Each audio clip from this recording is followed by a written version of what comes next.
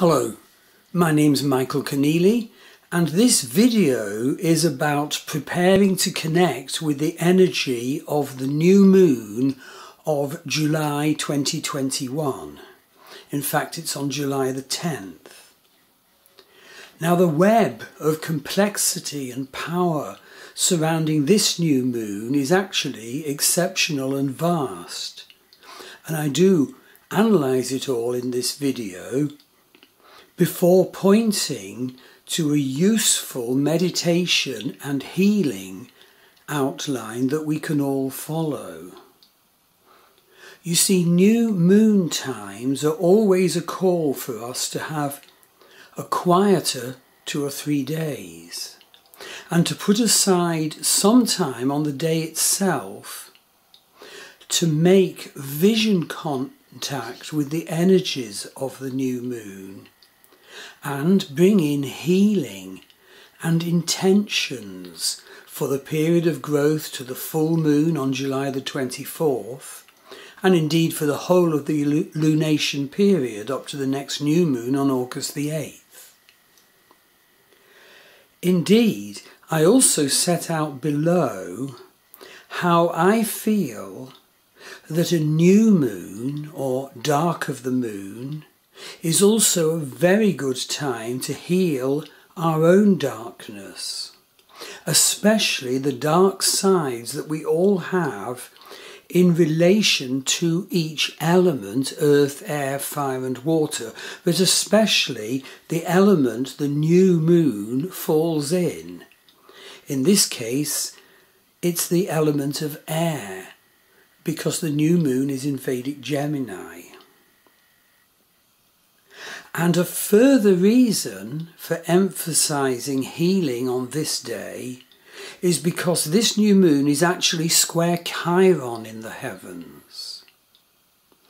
So this video and blog post offers you some prompts about the energies to look for, and they're exceptional. So check out and examine them at the time of this new moon. You can see the Western and Vedic astrology charts for this new moon by going to my Star Wheel Astrology website, July page. And the link to that is below the video YouTube display and in the associated blog.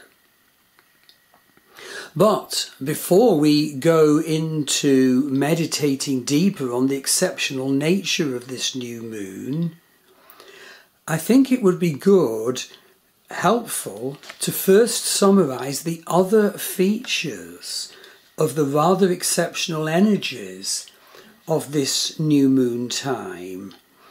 And so I'll summarise them now. First of all, this new moon is in Puna Vasu Nakshatra in Vedic Gemini, and we actually need to be aware of that fact, and the fact that it's set amid quite a range of rather hostile or challenging and tense energies. And so the other facets of the new moon energies are: Mars is conjunct Venus at this time. Now, I think Western astrology superficially says, oh, this is good for love. Well, actually it isn't. There can be sexual fireworks, but often rouse and anger in love at this time. And to make it more vast, Venus and Mars receive a square aspect from Uranus in Vedic Aries, and an opposition from Saturn in Vedic Capricorn at this time. That is a very tense time for love, and we can look at this whole issue of our love energies, which this new moon will open for us to look at if we take the time and respect the energies we're being offered. Thirdly, this new moon is square Chiron. So Chiron is actually the wounded healer. And later on in the video and in the blog, I explore what sort of healing might be needed now and that we can do now.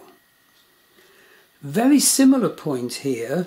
Sun and Moon, this new moon, are in a Pushkara Pada, a quarter of Puna Vasu, which is all about experiencing challenges, but with the inbuilt divine connection to give the potential to healing the wounds. It's so important to realise that at the time of this new moon, there's a dreadfully tense, massively powerful T-square. This new moon is T-square Mars and opposition Saturn, where Uranus T-squares Mars and Saturn. Utter frustration and anger pitting itself against blocks and prison walls, with the energy of revolution smashing in, all at the time of this meditative and quite spiritual and quite visionary new moon. But what an opportunity if we can plumb those depths and connect to the complexities. So the next point in the summary is that Mercury is square Neptune now. Now this is a widening aspect of Mercury square Neptune. It's been in force since mid-May due to Mercury's long retrograde. So negatively, there can be lots of confusion in IT issues and our communication and our conceptualizations. But positively, there can be such opening for vision.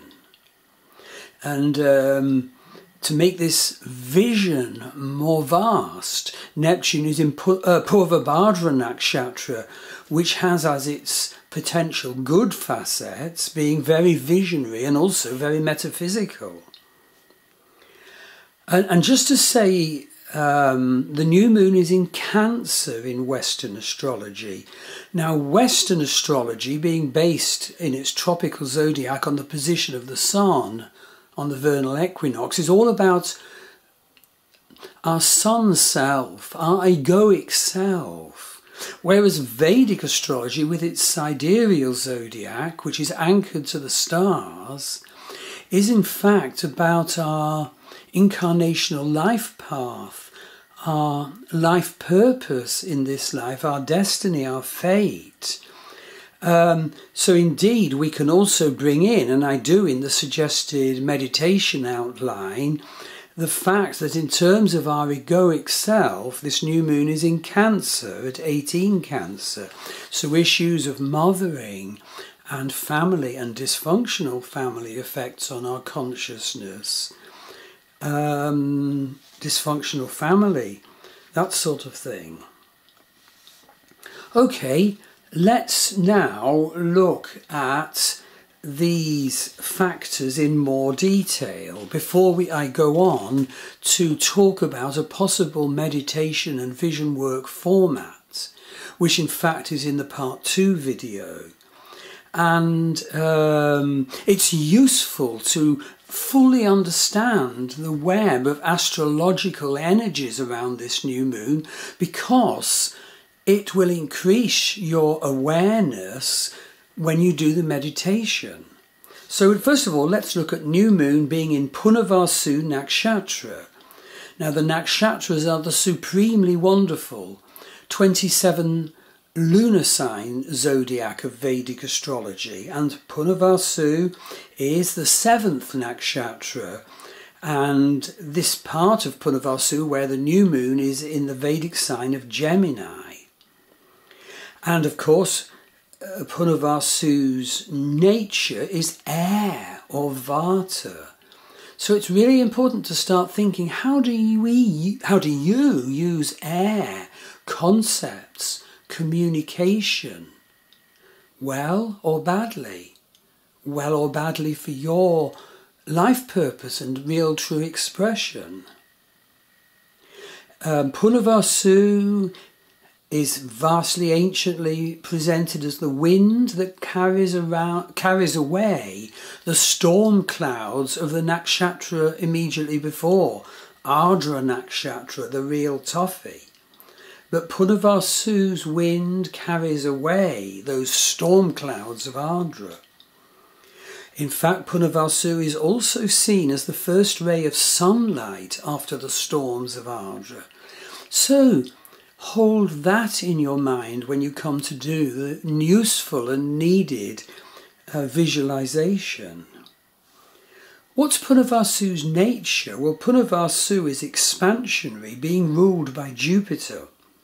But of course there's a big Mercury influence as well, because the new moon is in the Vedic sign of Gemini, the part of Puna Vasu that is in Gemini. So Puna Vasu is philosophical, seeking, into honesty and very into communication. So there is a need at this time to connect to the air element. How is it manifesting in your life now? See the meditation outline suggested later on in the part 2 video. Next, Mars is conjunct Venus at the time of this new moon. And as I've mentioned already, Mars conjunct Venus is actually explosive in matters of love. It doesn't really support love and sexual desire. That's better described by the aspect of yoni in one's Ashtakuta analysis, the ancient backbone of Vedic relationships astrology. Not the whole of the story, but certainly its backbone, in as much as it declares to what extent nesting will be present in the couple. So it's imperative that at this time we all truly watch out for tensions and irritations and conflicts and rows erupting and arguing in our love relationships. Bring higher awareness if this happens. Allow a little cooling off period. Remember, the dark, if it occurs, can be used to drive us to healing and to the light, if we make that special effort. Place the heart on the throne only when the heart is on the throne, and when the mind is at the feet, will there be truth. As I said, this new moon is square Chiron. So this new moon is actually square Chiron, the wounded healer. So this is a strong time to experience your existential wound and our woundedness in general. Now, when Chiron is square the sun, as it is in the case of being square this new moon, this is all about a wound to yourself. A wound to your self-image. This new moon could be a good time to bring vision and higher awareness to heal in this area. If we're out of balance in our sense of ourself and our expression of ourself, this new moon can be such a good time to perceive this and to chart an intention of healing and empowerment forward that will restore a more balanced sense of yourself and your expression of yourself. And at this time, in your self-discovery, be open to change. Be open to discovery with Chiron square Sun. Unpack feelings of persecution you may have. Bring in healing so that you can stand more tall. Do a vision work to meet the true you and the healed you. I do offer those online, with accompanying astrological analysis session. But of course, Chiron is also square the moon at this time of new moon, square Chiron. So this is all about wounds stemming from our mothering or our lack of mothering.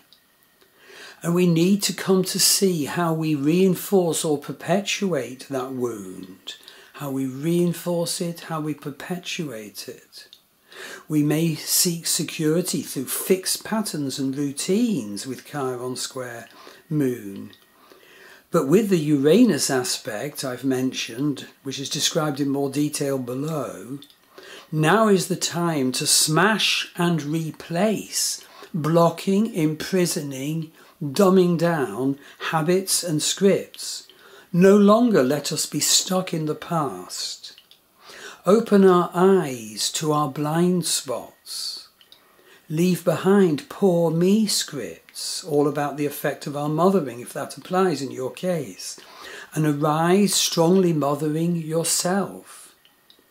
Do a vision journey indeed to the Great Mother, for example, Great Goddess Danu, a goddess of the ancient Irish, indeed her roots stemming right back to Anatolia, to Göbekli Tepe and Catalhoyuk area, from which so many people in the west of Ireland here have DNA because of the migration from Anatolia to here.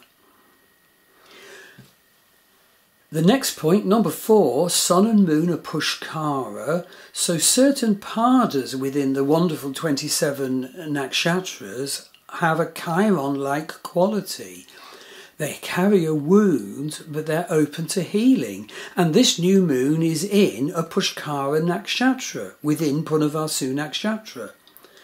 So this new moon is steeped in woundedness, but with the ability to learn and heal. Fifthly, Uranus T-squares Mars, where Mars is opposition Saturn at the time of this new moon. Dreadfully tense, massively powerful. You know, Mars fights Saturn, bringing frustration. Saturn fights back with blocks and prison walls. Uranus brings the storming of the Bastille revolution energy. What a terrible energy this is to experience, but what a possible opening for healing and empowerment and needed revolution it is, if you really sit down and look at it, work it through, heal it. Sixthly, Mercury is square Neptune, as I mentioned in the summary. And as I said, this is a widening aspect. It has been in force since mid-May due to Mercury's long retrograde. And the important thing is that Neptune at this time is in Purvabhadra Nakshatra, which is very visionary and metaphysical. And indeed, next April, Neptune will actually enter Vedic Pisces. So what does the square aspect from Neptune do to Mercury in your life? I must say I found it absolutely wonderful. It's totally revitalised the writing of the novel I'm currently writing. I have seen the bigger potential of my novel. I'm bringing in so much vision work into it. I'm loving it. I sit down for a little bit at the end of each day and write some more. And I can't wait to publish it. The working title is The Morrigan and the Dagda. And the Morrigan is the war goddess of the ancient Irish. And the Dagda is the good god of the ancient Irish. Okay, just to add as a 7th point, this new moon is in Cancer in Western astrology. And as I mentioned in the introduction, the tropical zodiac of Western astrology is anchored to the position of the Sun on the day of the vernal equinox, which indeed moves against the fixed backdrop of the stars.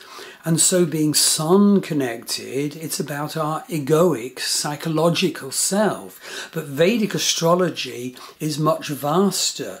It's anchored to the stars, to the fixed star Spica, S-P-I-C-A, at 1 Libra. And so anchored to the eternal, it's about our fate, our destiny, our incarnational life path in this life. And of course it needs also to have added to it our egoic self, which is provided from Western astrology. That's why I always combine both, one of the many reasons.